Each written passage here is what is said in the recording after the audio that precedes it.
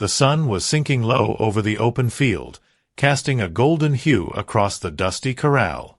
The heat of the afternoon still clung to the air, thick with the smell of dry earth and sweat. In the center of the arena, Eli Bennett walked slowly, his boots stirring up clouds of dust as he held the rope in one hand, like it was the only thing keeping him upright. In front of him, the black horse, Sable, had fallen to his knees, head lowered, eyes moist. A heavy silence blanketed the space, as if time itself had paused to witness the moment. Eli was a man of few words and many silences. His stubbled jaw, faded denim shirt, and worn leather chaps told stories he never spoke aloud. He had lost his wife years ago, and his only son, Tommy, never came back from the war. Since then, living had become a dry, mechanical routine. Only Sable had remained. The horse had been there through it all. Cold dawns, empty fields, long nights when grief threatened to crush him. They didn't need words. Just a glance was enough. And now, that glance said more than Eli could bear. Sable was trembling, his front legs buried in the dust like they carried the weight of the world. Eli knelt beside him, his hand moving gently through the dark mane. "Come on, partner, don't do this to me," he whispered, barely audible. This wasn't just a horse going down. It was the end of something sacred. The last piece of his life that he still allowed himself to love was crumbling right in front of him. And still, he fought the feeling. He always did. Behind the fence, other cowboys stood in silence. Tough men like him. But no one dared interrupt. It wasn't just respect, it was a shared grief none of them knew how to voice. And yet, a single tear escaped Eli's left eye, carving a lonely path down his dust-covered cheek. He hadn't cried since his son's funeral. But now, there was no holding it back. Slowly, Eli stood and looked up at the sky. It wasn't a prayer. It was more like a challenge, daring God to do something, anything. Not to take this too. And just then, in that quiet moment of hopeless defiance, Sable turned his head slightly. There was something different in his eyes. But Eli didn't know yet, that look was hiding a truth that would change everything. The sun had dipped just below the hills when the vet's truck finally arrived, kicking up a cloud of dust as it pulled into the ranch. Rachel Whitmore stepped out, her boots crunching softly on the dry gravel. She wasn't what most of the cowboys expected. Mid-40s, sharp-eyed, and with the kind of quiet authority that didn't need announcing. Eli barely looked at her when she approached. He was still kneeling beside Sable, brushing the horse's side with trembling hands, like he was trying to will life back into him.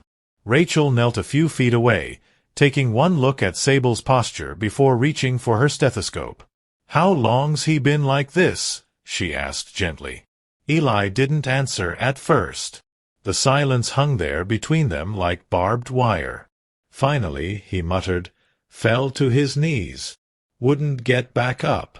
Rachel nodded, not pressing. She knew better than to rush men like Eli, men who'd learned to hold their pain like they held a rifle, close to the chest and ready to fire. The cowboys leaned on the fence in the distance, watching but saying nothing. Hank Morrison, Eli's oldest friend, stood apart from the others. His arms were crossed, jaw tight. He had seen Eli lose everything over the years. He'd buried June beside the oak tree, read Tommy's name at the Memorial Day service, and through it all, Sable had been the only constant. The horse had carried Eli through hell, and now it looked like hell had caught up to both of them. Rachel placed her hand gently on Sable's flank, feeling the tremors beneath his skin. "He's not dying," she said, though her tone wasn't entirely sure. "But something's not right. I need to run some tests. Could be neurological, could be his heart." Eli didn't react. He kept staring at the ground like he was trying to dig through it with his eyes. Rachel tried again. "Has he been under stress lately? Any changes in his behavior?" Eli finally turned toward her, and there was something in his eyes. Guilt, maybe. Or fear. "He's been carrying more than just a rider," Eli said quietly. Rachel didn't ask what he meant. She recognized grief when she saw it. But what she couldn't know, what Eli had never told anyone, was that the last time he rode Sable, he'd found something. A letter. Tucked away in the barn, hidden for years. It was addressed to him, from his son. A letter that should have been delivered before Tommy left for war. Eli hadn't opened it yet. Couldn't. But the time was coming, and that letter would change everything. Later that evening, the barn stood quiet under a sky full of stars. The breeze was light, brushing against the wooden panels like whispers from a past that refused to stay buried. Inside, Eli sat alone on a hay bale, the dim light of a single bulb casting long shadows across the floor. In his hands, folded and worn at the edges, was the envelope. Tommy's handwriting was still clear, a little shaky in the way young men write when they know they may not come back. The letter had been tucked behind a loose board in the tack room, wrapped in a flannel shirt that still smelled faintly of cedar and dust. He'd found it 2 weeks ago, purely by accident, and ever since it had burned a hole in his conscience. He had traced the edges, flipped it over 100 times, but he hadn't opened it. Couldn't. It wasn't fear of the words, it was fear of what they might undo. For so long, Eli had built walls around his grief, bricking it in with silence and work and long rides across the open land. If he read the letter, those walls might collapse. And he wasn't sure what would be left of him afterward. Sable was in the next stall, lying down on a bed of hay. Rachel had come and gone, leaving him with medication, instructions, and a lingering look of concern. "You'll need to be patient," she'd said. "Sometimes healing takes time." She hadn't just been talking about the horse. Eli knew that. And maybe that's what made it worse, being seen so clearly by someone he barely knew. But something about Rachel's presence had stirred a part of him he thought was long dead. Not romance, something deeper. Recognition, maybe. Or understanding. He looked down at the envelope again. Tommy. His boy. He remembered the way he used to laugh, how he always fed Sable before himself, how he never left the ranch without turning to wave at his mother from the porch. He had grown up too fast and gone too soon. Eli's chest tightened. He didn't cry this time. He just sat there, letting the weight of his memories press against his ribs like they were trying to crush the truth out of him. Outside, Hank approached the barn slowly, his boots crunching the gravel just enough to be heard. He paused at the doorway. "You ever gonna open it?" he asked, voice low, eyes on the letter. Eli didn't answer right away, just stared at it. "I'm afraid it'll break me," he said. Hank nodded. "Or maybe it'll fix something that's already broken." The next morning brought no peace, only the sharp cry of a crow perched on the barn's rooftop, and the aching groan in Eli's knees as he stood from another sleepless night. The letter remained unopened on the small table near the saddle racks. He hadn't moved it. It was almost as if the thing had a presence of its own now, like it breathed when no one was looking. Eli walked past it without glancing, focusing instead on the rhythmic sound of Sable's shallow breathing. The horse was still lying down, his eyes dull, though he lifted his head when Eli entered. Eli placed a hand on Sable's neck, gently stroking the coarse hair. "You remember him, don't you?" he murmured. "Used to brush you till your coat shined like oil." His voice cracked at the memory.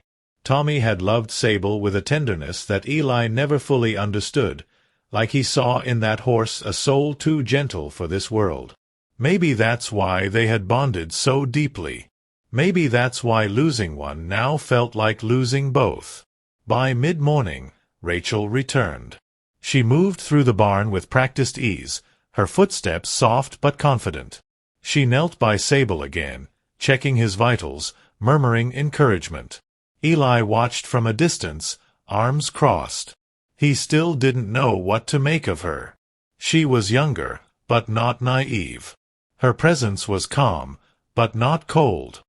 "He's stable," she said, looking up at Eli. "But there's something else going on. This kind of collapse, it's not just physical." Eli narrowed his eyes. "What are you saying?" Rachel hesitated. "Sometimes animals, they take on our grief, especially ones this close to us. They feel what we don't say, carry what we won't." She stood and wiped her hands on her jeans. "Whatever you're holding in, that horse is holding it too." The words struck deeper than Eli cared to admit. He turned away, jaw tight, heart racing. How could she know? How could a stranger see into places he'd buried for decades? After she left, Eli stayed in the barn, eyes on the letter again. For the first time, he reached for it with both hands and held it close. He pressed it to his chest. The paper was soft, like cloth from a worn shirt. He wanted to open it. But the fear wasn't just about pain, it was about what came after. What if Tommy had hated him? What if the letter revealed a truth he couldn't live with? From outside, a sudden knock at the barn door broke the moment. It was Darlene Carter, the neighbor. And in her hand, she held something Eli never expected to see again. Eli stared at Darlene Carter like he was seeing a ghost. Her hair was streaked with silver now, tied back the same way June used to wear hers on hot days. She had aged gracefully, but her eyes still carried that sharp, knowing look that made Eli uneasy.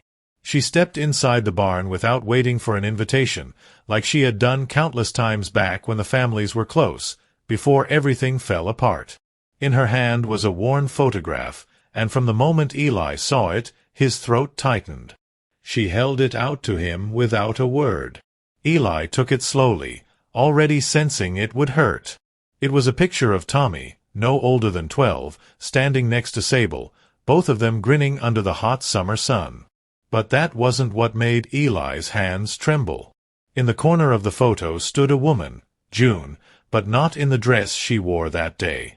She was holding something in her hand, a small envelope. The same type of envelope Eli now kept hidden in the barn. "You remember that day?" Darlene asked, her voice gentle but edged with something harder, regret, maybe. "You were out in Abilene for the cattle auction." June stayed back. Said she had something important to do. Something she needed to tell you but didn't know how. Eli couldn't look at her. He stared at the photo like it was a puzzle he couldn't solve. "Why are you showing me this?" he asked, barely above a whisper. Darlene sighed. "Because she gave me a copy of that letter, Eli. The one from Tommy. Said if anything happened, and she didn't get the chance, I should make sure you got it." "But you already have it, don't you?" Eli's silence was answer enough. She stepped closer. "You weren't the only one grieving. June carried something heavy, something she never told you." Eli finally looked up, eyes red but dry. "Why now?" "Because Sable's telling us it's time," Darlene said simply. "You think that horse is just sick? He's carrying years of your sorrow, and if you don't let go of it, he might not come back from this." Eli stood there, crushed by a weight far heavier than guilt. He thought he had buried the past, but now it was clawing its way back to the surface, with teeth. In his hand, the photo shook, and for the first time in years, he was ready to read the letter. The barn was still, save for the soft rustle of hay as Sable shifted slightly in his stall. Eli sat alone now, the photograph on the table beside him, and the letter finally opened in his hands. His fingers trembled as he unfolded the paper, yellowed with time and worn along the creases. The handwriting was unmistakable, Tommy's, looping and slightly uneven, like he'd written it in a hurry or with hands that weren't steady. Eli drew in a long breath before his eyes met the first line. "Dad, if you're reading this, it means I didn't make it back." The words hit like a blow to the chest. Eli clenched his jaw, his eyes already burning. He tried to steady his breathing, but the sound of the crickets outside, The smell of hay, and the faint breathing of Sable beside him made the moment unbearable in its intimacy. Tommy's voice echoed in his mind as he read on. "I know we didn't always talk much. I know I disappointed you when I left the ranch. But I need you to know why. I didn't leave because I hated this life. I left because I wanted to protect it, to protect you, Mom, and everything you built here." Eli stopped, blinking rapidly. He had spent years believing Tommy had left because he didn't want the hard life of a cowboy. Believed he had rejected the legacy, the land, the values. And now, in a few sentences, all those beliefs began to unravel. "There's something else you need to know. I found out about the debt. I overheard you and Mom arguing. I knew the ranch was in trouble. I joined the army because the signing bonus could help. I never told you, because I didn't want you to feel ashamed." Eli's hand covered his mouth. The pain in his chest swelled. The late nights, the secrecy, June's distant mood, it all made sense now. Tommy had gone to war thinking it would save them. And they'd never told him how proud they were. Not once. He had died believing Eli might never forgive him for leaving. "If I don't come back, please take care of Sable. He's more than a horse. He's my best friend. And Dad, if you're reading this, I love you. I always have." By the time he reached the final line, the tears came freely. Eli folded the letter carefully and held it to his chest. Outside, Sable stirred, slowly, carefully, and began to stand on all four legs. Sable's hooves pressed into the hay with shaky determination, his legs trembling beneath him. Eli froze. The letter still rested against his chest, but now his full attention was on the horse, his companion, his last link to Tommy. For a moment, neither of them moved. It was as if the barn held its breath. Then, slowly, Sable straightened his neck and let out a long, low exhale, like he'd been holding something inside just as long as Eli had.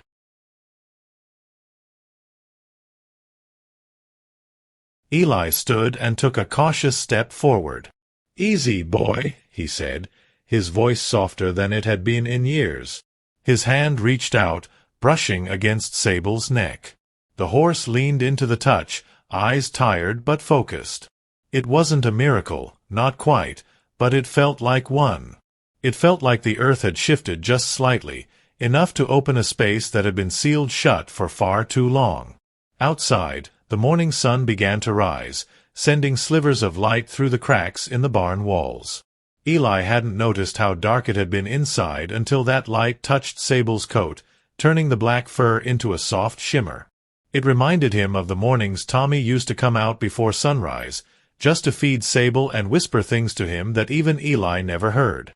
As the sun rose higher, the world outside the barn came alive again, the distant sound of cattle, the soft hum of wind through the trees. But inside, it was still just Eli and Sable, facing each other like survivors after a storm. And maybe that's exactly what they were. Survivors. Each of them carrying scars that couldn't be seen but were deeply felt. A shadow moved across the open barn door. It was Rachel, holding a small container of medicine. She stopped when she saw the two of them standing there, Eli with his hand on Sable, and Sable standing tall, though unsteady. Her face softened. "He stood up?" she asked, her voice quiet, almost reverent. Eli nodded. He did. He didn't offer any explanation, and she didn't ask. Instead, she stepped inside and approached slowly, as if afraid the moment might break. But it didn't. In fact, it held stronger than Eli expected. He glanced at her, then at the letter still in his hand. "I read it," he said simply. Rachel nodded, her eyes glistening. "And?" Eli looked back at Sable. "He knew more than I gave him credit for." And for the first time in years, he meant to say more, but didn't need to. That afternoon, Eli stood by the old oak tree behind the house. The same tree where June had been buried, under the wind chime she'd hung just weeks before her diagnosis. The chimes rang softly in the breeze, like echoes of a voice that no longer spoke. In one hand, Eli held Tommy's letter. In the other, he clutched the photo Darlene had brought. The weight of both pressed against him like two truths fighting for space inside his heart. He hadn't been to this spot in over a year. Couldn't bring himself to face it. But now he needed to. He needed answers from a woman no longer able to give them. As if on cue, Darlene walked up the hill, her face shadowed under the brim of her wide straw hat. She didn't speak at first, just stood beside him, arms crossed, her eyes on the grave. "I think it's time I tell you the rest," she said finally. "June never wanted to keep secrets, Eli. But she was protecting you. And Tommy." Eli turned toward her, his expression hardening. "From what?" Darlene hesitated, then pulled a folded piece of paper from her pocket. "From this." She handed it to him slowly. It was a medical bill, old and faded, from a clinic in Austin. The name wasn't June's, it was Tommy's. Dated 6 months before he enlisted. Eli scanned it, confusion twisting into disbelief. "He was sick?" he asked, voice rough. Darlene nodded. "Not serious. But enough that he worried you'd stop him from going. He was scared of wasting time. He thought serving was the only way to prove something, to himself, to you. He never told you because he didn't want to be seen as weak." Eli stepped back, his head spinning. All those years, he thought Tommy had run from the ranch. But the truth was far more painful. His son had sacrificed everything because of love, not in spite of it. And June had carried that secret until the end, hoping one day Eli would forgive both of them. The wind picked up, and the chimes above them sang again. Eli's eyes filled with tears, but he didn't wipe them away. "All this time," he whispered, "I thought I failed him." Darlene placed a hand on his shoulder. "You didn't fail him, Eli. You just never let yourself see how much he was trying to protect you." And for the first time in decades, Eli bent his head, not out of grief, but out of understanding. And that changed everything. A few days had passed since Eli read the letter and learned the truth about Tommy.